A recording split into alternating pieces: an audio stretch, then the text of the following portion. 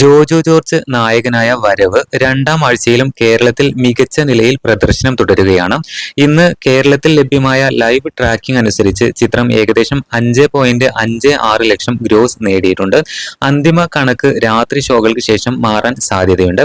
ചിത്രത്തിന്റെ ആകെ box office collection 12.28 കോടിയിലധികം പിന്നിട്ടതായി ഔദ്യോഗിക വിതരണ പങ്കാളികൾ സ്ഥിരീകരിച്ചിരിക്കുകയാണ്. 200-ലധികം തിയേറ്ററുകളിൽ ചിത്രം തുടരുന്നുണ്ട്. വിജയ് നായകനായ ജനനായകൻ റിലീസ് ചെയ്തിട്ടും വരവ് ശ്രദ്ധേയമായ തിയേറ്റർ സാന്നിധ്യം നിലനിർത്തുന്നുണ്ട് എന്നുള്ളതാണ്. ജോജു ജോർജ് നായകനായ വരവ് സംവിധായകൻ ഷാജി കൈലാസ് ഒരുക്കിയ ഒരു action revenge ത്രില്ലറാണ്.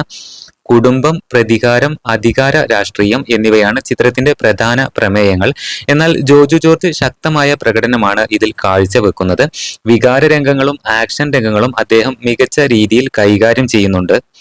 Shaji കൈലാസിന്റെ stylish ഫ്രെയിമുകളും mass അവതരണവും സിനിമയുടെ പ്രധാന ആകർഷണങ്ങളിലൊന്നാണ്. പുതിയ അപ്ഡേറ്റുകൾക്കായി കാത്തിരിക്കാം.